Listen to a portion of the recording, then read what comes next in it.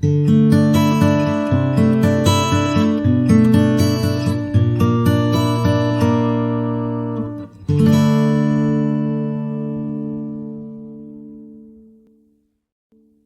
다가올 미래. 하이 컨셉과 하이터치. 지금은 개념과 감성의 시대다. 요즘처럼 개념과 감성이 강조되는 시대에는 하이테크 능력을 바탕으로 한 하이 컨셉과 하이터치 재능이 필요하다. 하이 컨셉은 예술적, 감성적 아름다움을 창조하는 능력을 말한다. 이는 트렌드와 기회를 감지하는 능력, 훌륭한 스토리를 만들어내는 능력, 언뜻 관계가 없어 보이는 아이디어들을 결합해 뛰어난 발명품으로 만들어내는 능력이다. 하이터치는 간단하게 말하자면 공감을 이끌어내는 능력이다.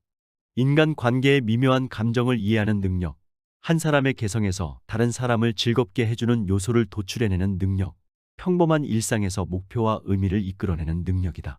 자, 그렇다면 하이 컨셉과 하이터치의 역할은 어떤 식으로 그 중요성이 강조될 것인가?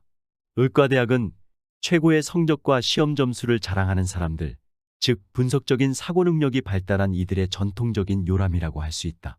그런데 최근 들어 이곳에도 큰 변화가 일고 있다. 바로 미국 의과대학 교과목의 새로운 과정이 신설된 것이다. 컬럼비아 의과대학을 비롯한 여러 의과대학이 이야기 치료라는 과목을 신설해 많은 의대생들이 이를 수강하고 있다. 컴퓨터의 진단 기술이 아무리 발달했다 하더라도 의사가 직접 환자들의 이야기에 귀를 기울이는 일이 중요하며 또 실제 치료에 효과적이라는 연구 결과가 나왔기 때문이다. 이 때문에 예일대학교 의대생들은 대학 내의 예술센터에서 예술작품의 감상력을 기르기 위한 훈련을 받고 있다.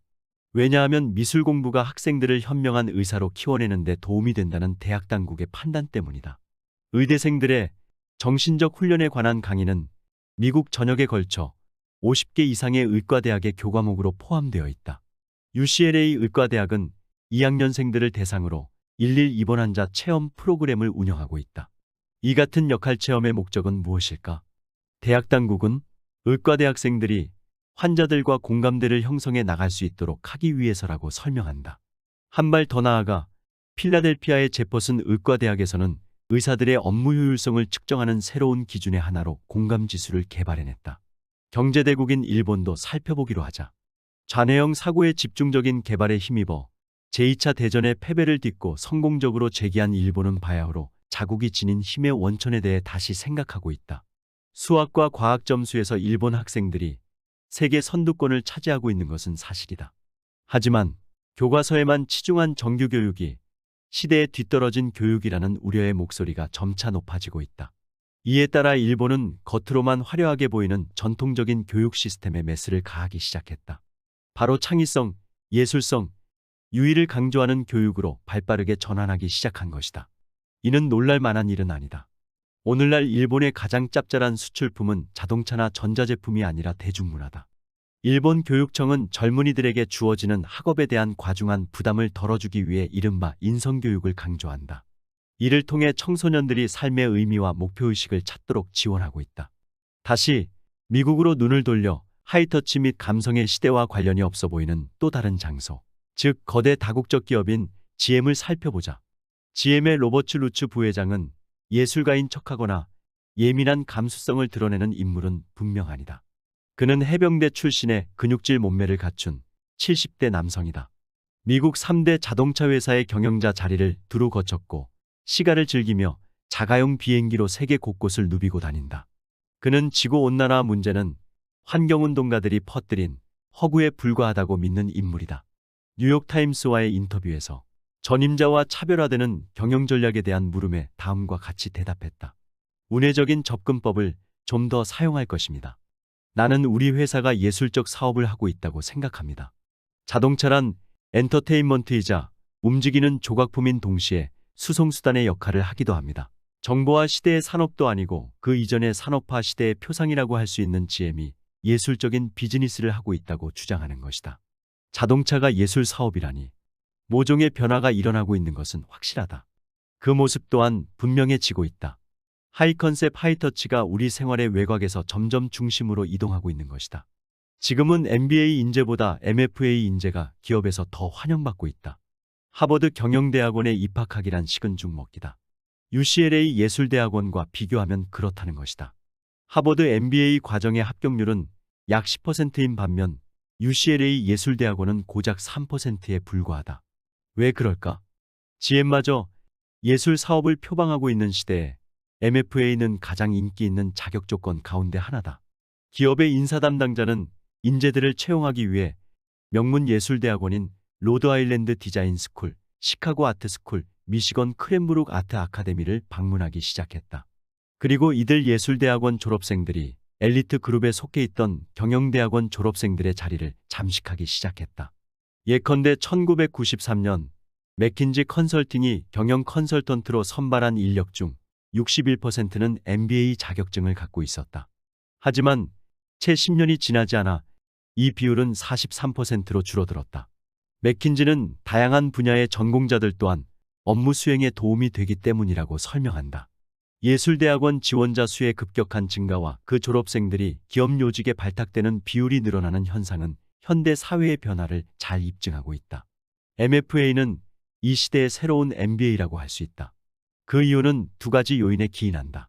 아시아의 부상에 따라 MBA 졸업생들은 현 시대의 블루칼라 근로자가 돼가고 있다.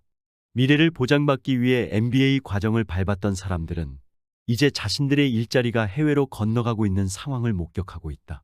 앞에서 살펴봤듯이 투자은행들은 재무분석 업무를 처리하기 위해 인도 MBA들을 고용하고 있다.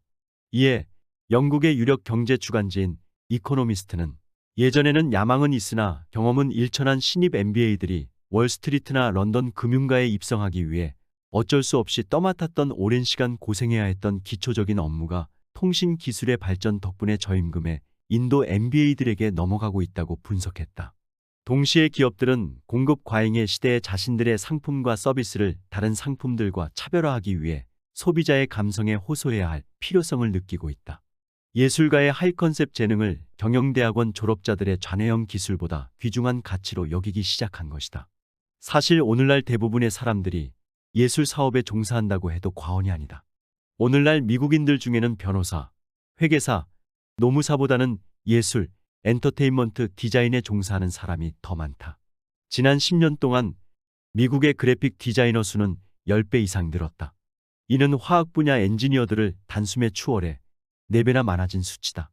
또한 1970년 이후 미국에서 글 쓰는 것을 직업으로 삼고 있는 사람은 30% 늘었으며 음악을 작곡하거나 연주하는 일을 생계로 삼는 사람의 수도 50% 증가했다. 변호사 역시 마찬가지다.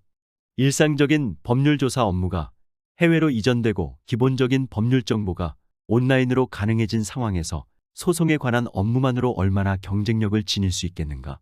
이에 버지니아주의 한 벤처 기업은 변신을 시도했다. 애니메이터스 앤노라는 이름의 하이 컨셉 기업은 법과대학 졸업자들로 구성된 디자인 회사다. 변호사가 배심원을 설득하는데 효과적인 도움을 줄 수 있는 법정 제시 증거물 비디오, 시각적 자료 등을 제작하는 법률 서비스를 하고 있다. 2002년 카네기 멜론 대학교의 도시계획가이자 베스트셀러 저자인 리처드 플로리다는 38만 명의 미국인들이 경제 발전을 이끄는 핵심이라고 주장하며 이들을 창의적인 계급이라고 이름 붙였다. 플로리다가 규정한 창의적이라는 단어의 의미가 점점 확대되어 가고 있는 중이다. 이 창의적인 계층의 지위 상승은 무시하기 어렵다. 미국 전체 근로자 중 이러한 창의적인 계층의 수는 1980년 이후 2배로 늘어났으며 한 세기 전보다는 10배나 증가했다. 하이 컨셉에 관한 비슷한 경향은 세계 다른 곳에서도 일어나고 있다. 영국인 애널리스트 존 호킨스는 창의적이라는 표현을 좀 더 확실하게 규정했다. 디자인에서부터 예술 공연, 비디오 게임에 이르기까지 총 15개 분야를 창의적 분야로 규정하면서 영국에서 창의적인 분야가 매년 2천억 달러에 이르는 상품과 서비스를 생산하고 있다고 추정했다.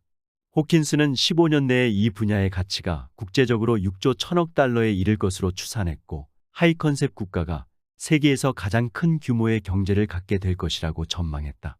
다시 말해 하이 컨셉은 대중문화 산업에서 많이 사용되는 용어로 간단한 아이디어나 컨셉으로 대중들의 관심을 끌고 이해하기 쉬운 작품을 만드는 것을 의미합니다. 하이 컨셉은 작품의 분위기, 이야기 전개, 캐릭터 등을 간결하게 요약할 수 있는 요소를 말하며 대중들이 쉽게 이해할 수 있으며 높은 시청률과 수익을 가져다 줄 수 있습니다. 반면 하이터치는 고객과의 깊은 상호작용과 관계를 강화하는 것을 의미합니다. 하이터치는 기존 제품보다 고객의 니즈와 요구를 더 잘 파악하고 그에 맞게 제공하는 것을 말합니다. 고객의 니즈와 요구를 파악하기 위해서는 고객과의 상호작용이 필요하며, 이는 고객과의 관계를 강화하고 신뢰와 충성도를 높여줍니다. 하이컨셉과 하이터치는 대중문화 산업과 비즈니스에서 중요한 개념으로 각각 제품과 작품의 차별화와 성공에 큰 역할을 합니다. 하이컨셉은 대중들의 관심을 끌어 높은 수익을 가져다 주며, 하이터치는 고객과의 깊은 관계를 형성하여 고객 만족도와 충성도를 높여줍니다. 이러한 요소들은 현대 비즈니스에서 매우 중요한 역할을 하며, 성공적인 제품과 작품을 만들기 위해서는 하이컨셉과 하이터치를 적극적으로 활용하는 것이 필수적입니다. 앞으로의 지구촌 경제는 하이터치와 하이컨셉으로 중무장한 감성 있는 젊은이들이 이끌어갈 것입니다. 오늘은 여기서 이만 줄일까 합니다. 평온하고 행복한 하루를 보내시길 바랍니다. 감사합니다.